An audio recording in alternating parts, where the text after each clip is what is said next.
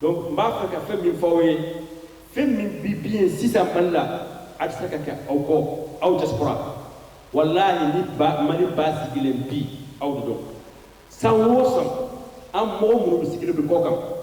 Am ba fu mi ma ko diaspora ko ranke. Sam min temene milliard wa ke be segi. 800 milliards ayo la na mali ko. Am bi deme min blakata malla anga partenaire be dala jele be nyonka aka chanoy. Diaspora. Et ni mo kelen jate fila saba ananne bisikile be mali ko. Aw joro ka bo mali ko. Jalo ni gunana an koni hakili bila la fɛn fɛn na aw ka haminan ko bɛ se ka kɛ fɛn min ye an y'o bɛɛ fɔ aw tɔgɔ la et ni ala sɔnna an bɛna s'aw ma an ɲinɛna fɛn fɛn kan aw b'o dafa pour que document final di kɛ dɔ di ta assemblée la o ka kɛ a kɔnɔ a ka d'aw ma alors n t'a fɛ ka kuma janya kosɛbɛ n b'a fɛ ka kuma d'aw ma. ale fana kɔfɛ an b'a fɔ kɛrɛnkɛrɛnnenya la a déplacera ka na k'a ɲini ka maliyɛnw degun min b'an kan pour que ka se k'o dɔn donc an b'an da don dɔw la k'a ɲɛf'a ɲɛna bon anw bi degun min kɔnɔ yan a degun dingɛ ka don an sɛgɛnnen don yan kosɛbɛ parce que ka d'a kan maliyɛnw bɛ dugu kɔnɔ yan foyi de ma nɔgɔ u ma foyi kelen ma nɔgɔ an ma parce que séjour ko a ye maliyɛn degun fo ka s'a dan na parce que ka d'a kan mɔgɔ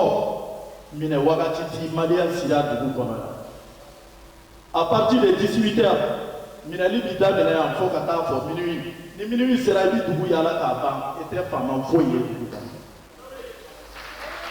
Donc ni mɔgɔ min bi n'i tɛna balo fɛn wɛrɛ la n'i bi balo kɛnɛmana de la diyagoya i bɛ bɔ ka t'i balo ɲini kɛnɛma. Bon an ko b'a ɲini fɛ n'i taara i k'a fɔ an ka faamaw ye vraiment adamaden i kan ka k'i danbe la dɔɔni. Anw bi yan an bɔra an danbe la kosɛbɛ. C'est respecté foyi t'an kan an bonyalen tɛ fan si fɛ an dɔgɔyalen don yan fan bɛɛ lajɛlen fɛ parce que an bɛ minɛ cogo sugu bɛɛ la hali kunu ni heure b'a sɔrɔ an bɔra yan refule mɔbili wulila yan kunu ka taa ni maliyɛnw ye kunu mɔbili fila de chargera yan kunu ka bɔ yan ni maliyɛnw ye donc an b'a ɲini fɛ IBK de a nana yan ni salle kelen kɔnɔ yan an ye réunion kɛ maliyɛn bɛɛ y'o seri. A ko y'a jamana ɲɛmɔgɔ a jɛɲɔgɔn de don a teri de don a dɔgɔnin don ni ala sɔnna a ma an bi fɛn o fɛn fɔ a ɲɛna ni ala sɔnna a b'a ɲɛna a fɛ a bɛ se ka nɔgɔya cogo min ko mɛ an ka da la k'a fɔ jamana caman mɔgɔw bɛɛ degunnen don ka da i ka sécurité ko kan n'a hakili ni sécurité ko don mali de bi insécurité la an bɛ don minɛ komi anw de bi degun kɔnɔ a ko o kɔfɛ k'anw bi lafiya Moritani yan ni ala sɔnna a ma ko fo ka donsoya kɛ. Vraiment, à part faire pas bidon sur yara. Ama la faire ma bidon sur yara. Ça m'a ignoré. On m'a ignoré pour qu'un casse qu'à boire carré pour l'on a qu'à so. Donc, en bidon sur yara, à part faire la café, on va dire bidon sur yara. Mais ama la faire. Ama la faire. Donc, ne lui pas nous fort, ne lui pas façon comme nous. Les gens qui ont été faits, k'a fɔ ko selifu bɛ na yan bon ka da i yɛrɛ ka wulikajɔ min n'i b'a kɛ maliyɛnw ye ani i ye maliyɛnw ka degun Moritani fara Libi kan i y'a jɛlen fɔ maliyɛn bɛɛ lajɛlen i y'a mɛn Mali telew la donc n'a ma ɲɛ k'i y'o k'a ye n'i nana yan an ka o foli ci f'i ye hali n'a ko ma ɲɛnabɔ mais hali sisan an b'a ɲini fɛ n'i sera i ka belebele fara a kan pour que anw bɛ se ka segin an danbe la yan dɔɔnin. O y'a ka ne ka kuma ye Umaru Togola o y'a ka faso kɔnɔ président ye a y'a jira an na ko k'i fo kosɛbɛ ka cɛnta fana fo ka maliyɛn bɛɛ lajɛlen fo bon ne bɛ fɔ ka bɔ kuma na. A bɛɛ ye kuma kelen ye gɛlɛya bɛ Moritani yan maliyɛn tɛ lafiyalen ti yan an lafiyalen ti yan foli filanan o y'an Boubacar Keïta ye a bɛ place min na yanni k'a bila la a b'a bara la ka kɔrɔ a ye tɛgɛ fɔ wɔɔrɔ ye pourquoi a b'a bara la ka kɔrɔ Keïta bɛ taa an ka jɛgɛ sugu la a bɛ taa maliyɛn kungo kɛ yanni k'a bila poste la ka kɔrɔ an b'a fɔ n'o faso de ɲɔgɔnya ye a b'a k'a yɛrɛ ka poche la komi ne kɔrɔ caman tɛmɛna ne tɛna se ka kuma caman fɔ mais min fɔra kan n bɛ min di Haidara fɛ Cheikh Chérifou a kuma cayara a dama tɛmɛna ne bɛ mun f'a ye Alassane Cissokho ka ciden a bɛ mun f'a ye frontière la Mali frontière la mɔgɔ minnu bɛ refoulé a kɛ place dɔ ɲini an ye yen quoi Cheikh Chérifou tɛ ka se ka dabila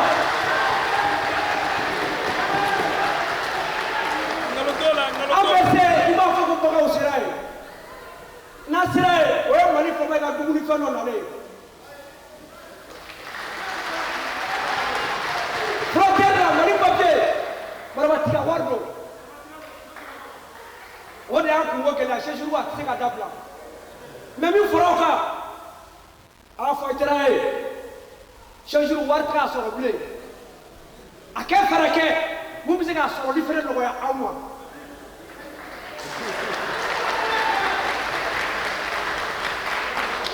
kuma ka gɛlɛn ngalon t'o la kuma ka gɛlɛn an bɛ Keïta fɔ halisa maliyɛn tɛ bɛ degun min kɔnɔ yan an tɛ se k'a fɔ ka tɛmɛ Keïta ta kan parce que an b'a wele a la su ani tile donc an bɛna fɛn fɛn fɔ a la yan ale b'o dɔn ka kɔrɔ ne bɛ fara kuma la yan fɔlɔ comme 5 minutes de don hali bi ala k'an bɛn sababa ma an tora la yan. Maliyɛnw aw bɛɛ ni ce président ka foli d'i ma mais président n bɛna kuma kelen fɔ i ye maliyɛnw hakili m'o ye jugu min bɛ maliyɛn na Moritani jamana kɔnɔ bi o ye maliyɛn yɛrɛ ka nafolo ye maliyɛn ka nafolo ye jumɛn ye a ka portable an ye maliyɛn joli su don a ka portable nɔfɛ ɲina communauté si tɛ yan maliyɛn min fagara ɲina n'a ɲɔgɔn fagara o communauté la o tɛ yan ngalon t'o la dɔ k'a démenti ngalon t'o la communauté si tɛ yan maliyɛn min bɛ prison na a ka sara nɔfɛ n'o o ɲɔgɔn tun bɛ communauté wɛrɛ la yan ngalon t'o la dɔ k'a démenti ngalon t'o la an bɛ bɔ so k'an bɛna wari ɲini de la dɔ bɛ ɲɛ a la dɔ bɛ ɲɛ cɛlakaw la o ye tiɲɛ ye i tɛ min k'i bara kana kɛ wali jamana kan an ka denmisɛnninw aw b'a hakɛ to dɔgɔyama tɛ dɛ aw ye portable ko kɛ cogo min a tɛ kɛ ten cɛ min e y'a nɔ à partir de 22 heures e ka kan ka bɔ ka taa goudron da la mun bɛ e bali k'i ka portable to so ni siban tɛ aw bɛ aw basé o yɔrɔ de kan hadamaden ni de wa wala séjour hadamaden ni donc an ka jateminɛ k'o yɔrɔ la k'a essayer ka mɔgɔw sensibiliser k'a fɔ ko dɔgɔyama don o tɛ dɛ an bɛɛ ka hakili to an yɛrɛ la an bɔra so k'an bɛna fɛn min ɲini ka taa n'a ye so bi ye an ka indépendance don de ye n b'a ɲini bɛɛ lajɛlen fɛ minnu tor'u ka nafolo nɔfɛ ka duwawu k'u ye ala ka lahara sɔnsuma ye o ni silamɛsuw bɛɛ lajɛlen ye ala minnu bɛ yan ala ka an bɛɛ lajɛlen kisi an yɛrɛ masibo ma an ka jɛ an k'an tɛgɛ di ɲɔgɔn ma ka baara nɔgɔya président bolo n'o ma kɛ maniaya la o de tun bɛ ne fɛ k'a fɔ aw ye sani ala muhamadu komi Chérifou yɛrɛ bɔra k'a fɔ cogo min na peut-être dɔw bɛ se k'a fɔ k'u mɛ CDR ka hakilila faamuya faso ko de don mɔgɔ jugu bɛ se ka CDR fi ɲa ɲɛjugu kan i tɛ se k'a faamuya mais arasipati ye idée min di anw ma n'anw bɛ kuma ni o kɛ laɲini ye nɔgɔ t'a la faso bɛ jɔ ni tiɲɛ de ye faso bɛ jɔ ni tilennenya de ye association 120 bi Moritani aw bɛ a ka cɛya ni o ye bɛɛ tolen don yɛrɛ ko la Moritani y'o kɛ anw bonya a bɛ dépend fɔlɔ an ka ɲɔgɔn bonya maliyɛnw aw tɛ ɲɔgɔn fɛ donc an ka kan ka ɲɔgɔn minɛ kɛ fara ɲɔgɔn kan n'o kɛra degun min bɛ anw kan n'an y'an kɔkɔ da hali kulu la an bɛ se k'a pousser donc n dɛmɛ kɛ n ka wara faga o k'a sɔrɔ a kunkolo bɛ i yɛrɛ bolo fɔlɔ donc an bɛ dugawu kɛ maliko kɛlɛ in na mɔgɔ o mɔgɔ ni to la maliko kɛlɛ in na problème ye mɔgɔ o mɔgɔ sɔrɔ maliko kɛlɛ in na mɔgɔ o mɔgɔ wulila k'a sigiyɔrɔ bila kɔrɔnfɛla ni tilebinfɛla ala kɛ ji k'a tasuma kan ala kɛ malidenw don da kelen fɛ ala kɛ an bɔ da kelen fɛ ɔ ni min ma isa kɛ kɛlɛ in faamuya i ka segin ko maliko de don o de b'an se ɲɔgɔn ma an jɛlen don hakɛ min na o ye maliko ye i bɛ se k'a fɔ bin bɛ yɔrɔ min na bi ka fisa ma mais ça va pas au Mali bɛɛ b'a dɔn wa anw de bɛ se k'a dilan n'an y'an fanga fara ɲɔgɔn kan anw de bɛ se k'a dilan n'an ye ɲɔgɔn minɛ ɔ fanɛni banɛni tɛ jamana jɔ mais u y'aw ka tɔn bisigi ko fanɛni banɛnikɛlaw ka tɔn ne b'a faamu parce que n'i ko cɛkɔrɔba so ma ko so o ye kuma jugu ye tɔgɔ wɛrɛ tɛ sonyɛni na sonyɛni kɔ n'i ko jɛnɛyakɛla ko jɛnɛyakɛla o ye kuma jugu ye tɔgɔ wɛrɛ tɛ jɛnɛyakɛla la jɛnɛyakɛla kɔ anw lamɔna tiɲɛ kan an bɛ sa o kan donc choqué pour éduquer fɛn bɛɛ ko janfa an bɛ sa Mali kɔ aw salaamaaleykum o de laɲini tun bɛ n bolo CDR membre kelen-kelenna bɛɛ b'aw bɛɛ da lajɛlen fo. mais n tɛ kuma o kan parce que yan ye maliyɛnw ka kɛnɛ de donc n'an nana an bɛ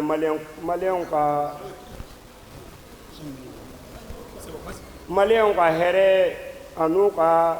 degun min bɛ an kan yan an bɛ kuma ta an ka kuma bɛ taga n'o bolo de ye quoi comme président bɔra k'a fɔ ko degun min b'an kan yan ale t'a a bɛɛ dɔn anw de b'a dɔn quoi donc an bɛ kuma pour que a k'a dɔn degun min b'an kan quoi ne ka degun fɔlɔ frontière da la an ka policiers minnu bɛ frontière da la n ka kuma bɛ basi bɛ kɔ fɔlɔ kan n'o bɔra yen jamana ni jamana tɛ aw kan ka baara ɲɔgɔnya kɛ cogo min na n ka kuma filanan bɛ kɔ kan ni n bɔra yen nɔ n bɛ kuma kun ci ne bɛ min fɔ diaspora président ye frontière la yan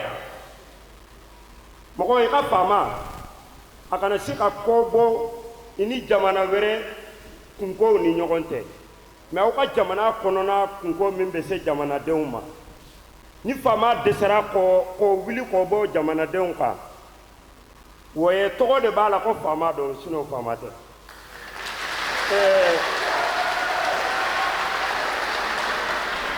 kuma n'a fɔcogo de don ma mɔgɔ dɔgɔya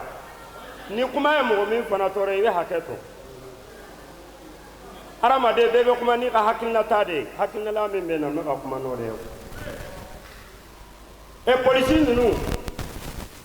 n'i ye carte d'identité bɔ u b'a fɔ ko vaccination n'i ye vaccination bɔ u b'a fɔ ko vaccination réussie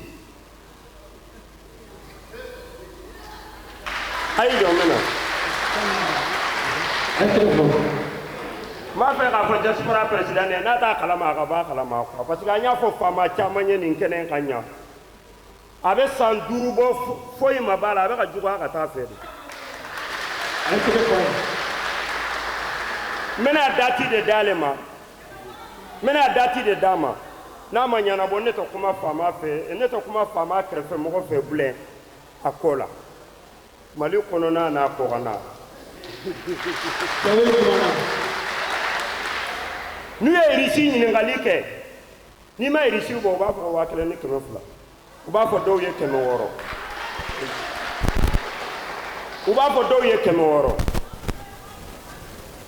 mais est-ce que mɔgɔw ka jamanadenw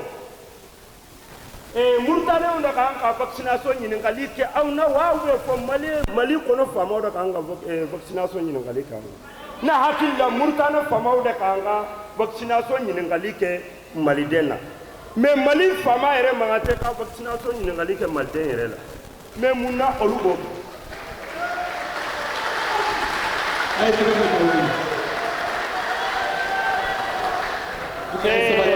ni an bɔra yen toujours n b'o de kɔnɔna na quoi vaccination kɔrɔ kɔnɔ o ye o ye n kɔni n bɛ min fɔ komi temps t'an bolo sinon kumaw bɛ yen kow bɛ yen mais comme temps t'an bolo quoi minute ko de don min ka kuma janyana o bɛ hakɛ to mais matila dɛ sisan ne b'a fɛ diaspora président k'a fɔ ko ka mɔgɔ ci ka taga yen o tɛ dɛ sinon ambassade mɔgɔ minnu dɔ olu b'a kalama an y'a fɔ ye siɲɛ joli ministre sila a b'a kalama ministre ma n'a yan président min IBK yɛrɛ nana yan an y'a ci f'a ye a kana se ka yan 4 séjours ko ɲabɔ mais maliden bɛ tɔɲɔli min kɛ mali kɔnɔ k'an o ɲɛnabɔ n'a dɛsɛra o la mɔgɔ jumɛn ka jamanaden hari n'a banalen don i ka jamanaden hari n'a banalen don e b'a bali ka don i ka jamana kɔnɔ a ka jamana kɔnɔ hari n'a banalen don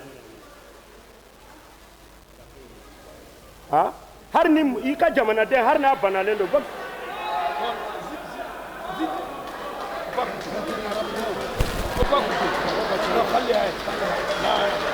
d'accord bon cette année comme bon vaccination b'a fait awa sabali bani an ka ɲɔgɔn faamuya ni ma kuma la mais basigi kɔni i tɛ kuma faamuya quoi a y'a faamuya b'a la an b'a ɲini diaspora président fɛ u ka solution ɲini o la kalo 2 ni ne taara mali la nin si ne tɛ vaccination yira polisi la n ka dati fɔlen kɔnɔla na ni ma yira n'u ye ɲininka n b'a fɔ n ka kuma kɛra fɛn dɔ ye a y'a faamuya b'a la n bɛ bɔ o na n bɛ dɔ yan 4 séjours kɔ kɔnɔla na jamana bɛɛ n'a ka loi de don comme président yɛrɛ y'a fɔ cogoya min na jamana bɛɛ n'a ka loi de don. Abdoulaye Sidibé, vous avez dit un problème très ancien qu'on va finir, Inch'Allah, par régler le problème de carte de séjour.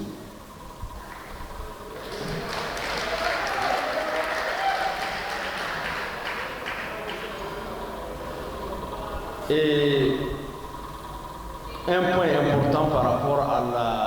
la carte, je ne sais pas pourquoi nos autorités à la frontière veulent emmerder, excusez-moi le terme, ou embêter, si vous voulez, si c'est approprié, un Malien qui rentre chez lui, où est sa carte de vaccination?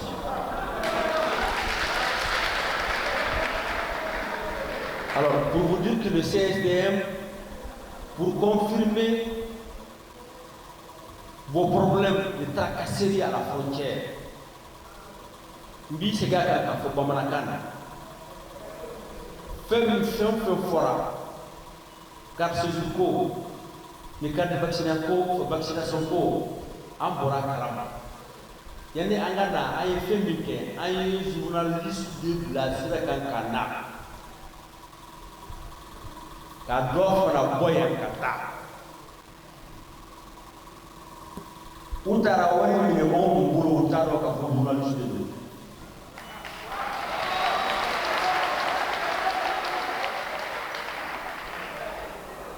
de ni ala sonna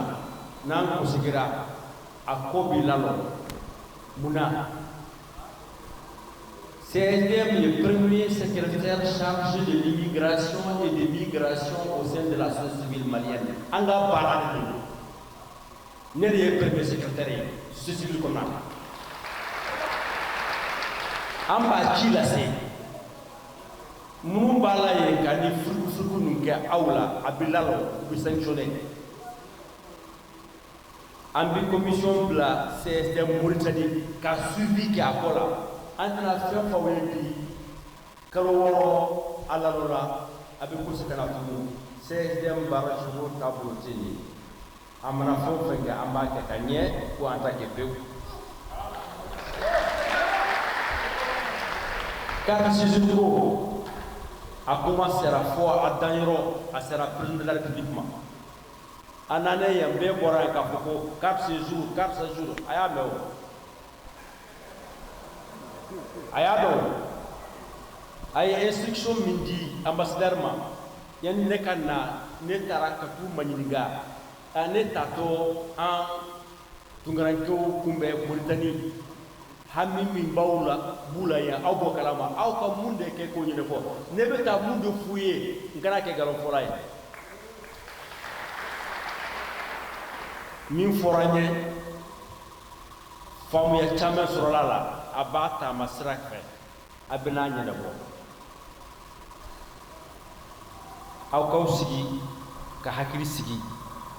abinyina bo yoro mina mali fan fetate a bɛ ɲɛnabɔ Mauritanie ka gouvernement de bolo. Aw fɛn fila de don. An ye accord signé 1963. Mali ni Mauritanie tɛ. Habi Mauritanie m'a fɔ ko u t'a la u bɔra la, Mali m'a fɔ u bɔra la. Aw ye accord ni appliqué bɛɛ y'a yɛrɛ sɔrɔ aw ye carte séjour di la. Donc an b'o yɔrɔ de la. Donc an ye société civile min ye an b'o suivi kɛ pour que a ka hakɛ a ka dɔ aw bolo. Aw kana tɔɔrɔ. Sariya de don, aw hakɛ de don. Donc CSDM ka baara de y'o ye. Et fɛn o fɛn min bi kɛ aw ka kunnayiri ani ka lafiya an b'o de kɛ. Bɛɛ b'a dɔn k'a fɔ ko an tɛ fɛn fɔ parce que a ka di mɔgɔ ye a y'a lamɛn. An b'a fɔ n'i ye tiɲɛ ye. A bi CSDM ma fɛn fɔ n'a sɔsɔra a ko la. Ni fɛn fana tiɲɛna u ni ɲɔgɔn tɛ, faamaw ni politikɛw ni ɲɔgɔn tɛ, an de bɛ wuli ka n'a kuma olu ni ɲɔgɔn tɛ. Donc an t'a to habada k'a fɔ ko aw ka kɛ yan, aw ka tɔɔrɔ aw ka hakɛ la, k'a sɔrɔ gouvernement b'an bolo, k'a sɔrɔ papier de signé convention de Mauritanie ni gouvernement malien jamana la, k'a sɔrɔ ka na se habi ma, an b'o o maɲuman ko la yan, a ti bɛn bi sini a bɛnnen don an ka di an man di o t'a la. Ou fɛn min signalé a ka labato, ou an ma signé fewu aw bɔra a la, bɛɛ b'a dɔn k'a fɔ ka bɛ yɔrɔ min na. Donc an bɛna suivi de kɛ a ko la, mais ne bɛna fɛn min ɲini aw fɛ, aw bɛɛ ka taa ambassade la, aw ka taa carte consulaire de ta. C'est très important. Aw bɛɛ ka taa ambassade la, a ye taa ka carte consulaire ta. I ye maliyɛn ye, mɔgɔ si tɛ se ka bɔ maliyɛndenya la, mais fɛn o fɛn de don, sariya de don. Fo i ka taa consulat la k'a fɔ ko ne ye maliden ye, i ka carte consulaire ta. Parce que ni mi ka carte consulaire ta, consul tɛ se k'i wuli k'i ma dɛmɛ, hali ni ye maliden ye. Donc n b'a ɲini aw fɛ, aw kelen kelen bɛɛ ka taa carte ambassade la, ka taa carte consulaire ta. A kana ɲinɛ o kɔ. Aw y'o ta dɔrɔn o tɔ a y'a to an ma. Et papier fana fɛn o fɛn sariya de don, o ye sariya min sigi jamana nin kɔnɔ yan, aw bɛ lahala min na a b'o dɔn. A ma se an k'o fɔ kɛnɛ kan yan. Mais ni condition min bɛ kɛ ka carte séjour sɔrɔ, n'o condition dafalen de don, foyi ti inshallah o mɔgɔ bali ka sɔrɔ. Mais yanni ka kɛ fɔlɔ, fo sariya min b'a la fo k'o labato. Fo ka taa carte consulaire ta, ka carte de résidence sɔrɔ, u ka papier min fɔ, fo ka papier ninnu dalajɛ fɔlɔ. Il se ka n'a bi ka fɔ ko sini bɛ taa carte séjour ta. Donc an fana y'an yɛrɛ bonya, an y'u ka sariya bonya. N'o kɛra, inshallah o ɲɛ bɛna sɔrɔ a ma. Alors le dernier point. Et ko an ka bɛn, ko bɛnbaliya Jawara ye fɛn min fɔ. Et mɔgɔ min kɔni b'a fɛ ka ko las'i ma, e yɛrɛ kan ka i dɔn yɛrɛ la k'i yɛrɛ kisi a tigi ma. Ne tun m'a dɔn k'a fɔ ko u bɛ taa mɔgɔw agresser portable ko la. N'i b'a dɔn k'a fɔ k'u bɛ mɔgɔw agresser portable ko la, portable bɔkun ye mun ye i bolo ka bɔ n'a ye kɛnɛma su fɛ i b'a kɛ taa. Portable ninnu to yen ko ka n'i sɔrɔ i ka portable ko la, o ye kelen ye. A filanan, bɛn cogoya wɛrɛ si t'an bolo fo an ye bɛn. Solution serait de fi de diɲɛ maliden na fo an ka bɛn. An mana jɛkulu fɛn o fɛn an cayara cogo o cogo, n'a kɛra Maliko de ye fo an kan ka bɛn k'a fɔ ko Maliko de don. Donc Ala ye bɛn sabati an bɛɛ dusukun na. A y'a dɔn k'a fɔ inshallah CSDM an ye fɛn min faamu, an nana, an ye enquêteurs bila ka na sira fɛ, journalistes enquêteurs u bɛɛ nana, u ye fɛn b'u bolo min tɛ se ka sɔsɔ fewu. N'an considérera an b'u bɛɛ la kɛnɛ kan, inshallah solution bɛ sɔrɔ a la. Bureau min bɛ yan, u bɛna a tila las'aw ma. A fɛn sabanan bi ye min ye fɛn laban ye. An ye enquête dɔ kɛ, an denmusonin caman bɛ na yan, b'a fɔ k'u bɛna baara la u bɛna baara kirikira de la